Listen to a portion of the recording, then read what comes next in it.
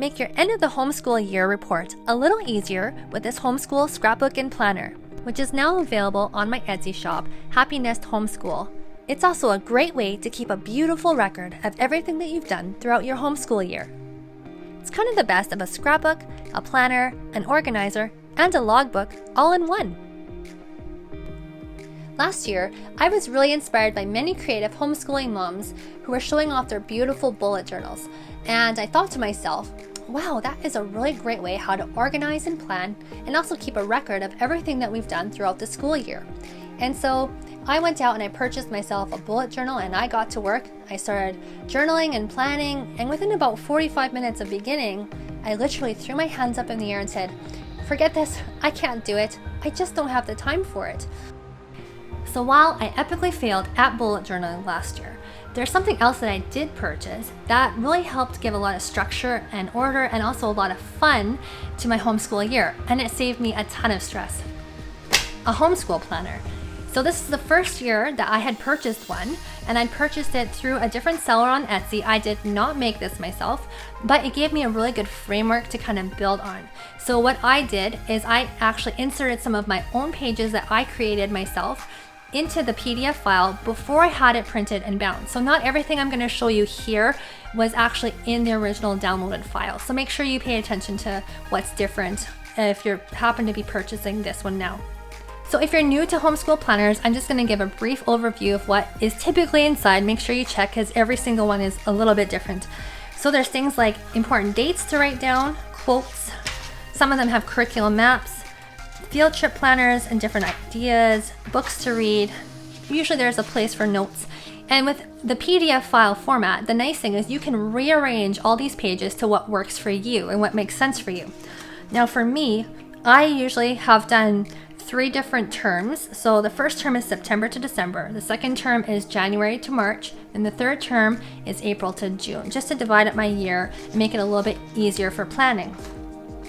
Now here is something that's really helpful. It's a daily schedule. Now I am not someone who sticks to the daily schedule. I use the daily schedule mainly when I can't be hands-on with my kids because I'm too busy doing other things. So they can just easily go and look at the other one that I've printed out and put on the wall, and they can just see what they need to work on and when during the day. Then I move into my actual months, and now I've divided them all into individual months. It just makes sense for me and how I do it. So there's often a calendar.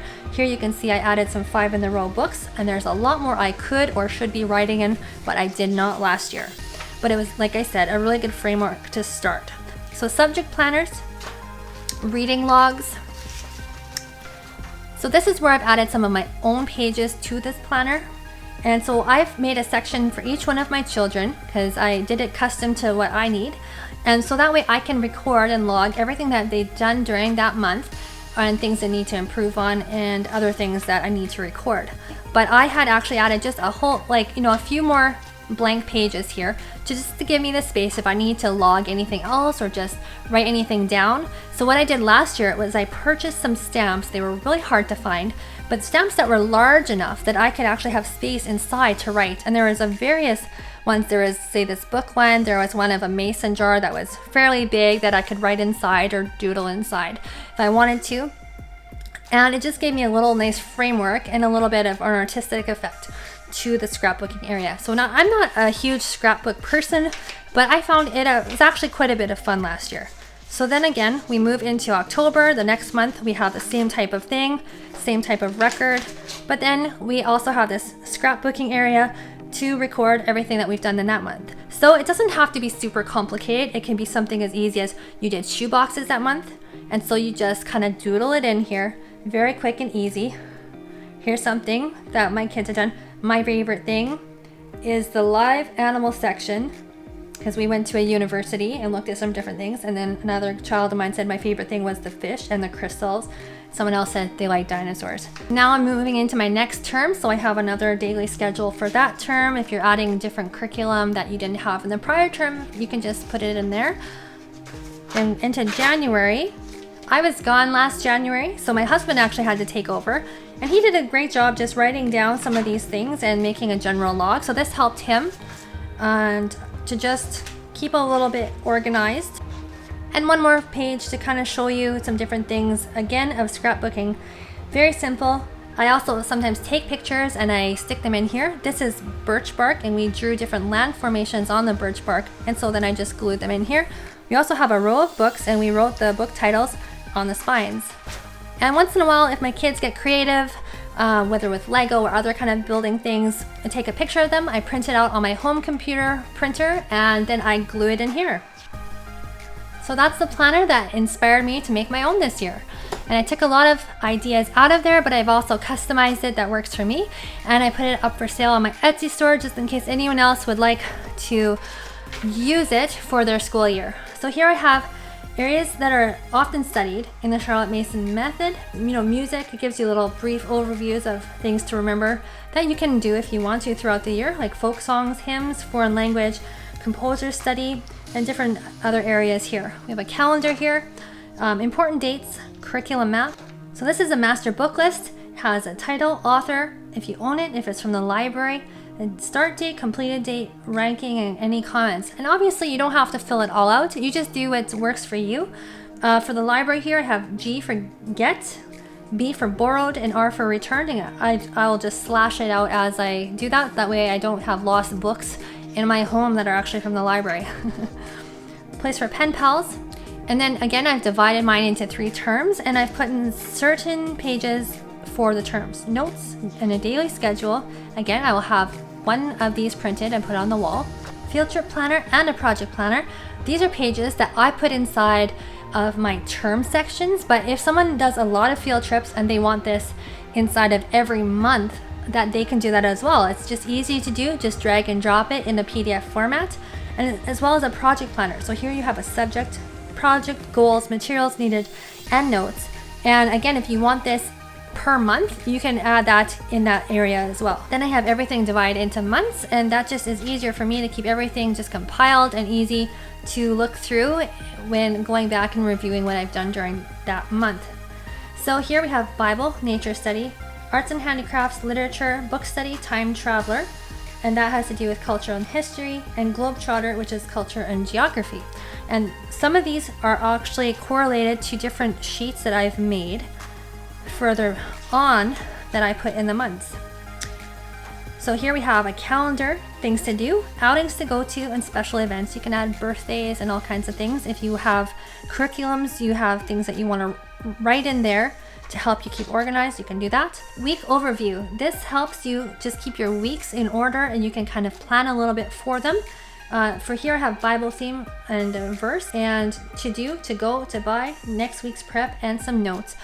I'm not someone who overly loves excess detail planning, but this is just nice to have just a brief overview, and it just gives you a little bit of direction for that week. So just as in the previous planner, I had set these sections aside to record each month for my kids. This is something that I did as a 2-page spread, and how I like to make my books is that I just open it up and I have everything directly in front of me like this. So here is a place to put the student's theme, month goals, strengths, challenges, projects, outcomes.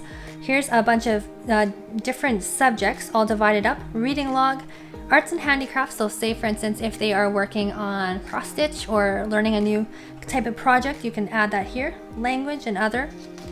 And I have 4 students in school this next year, so I have one section for each one of them per month, and so I can just keep a really good overview of each one.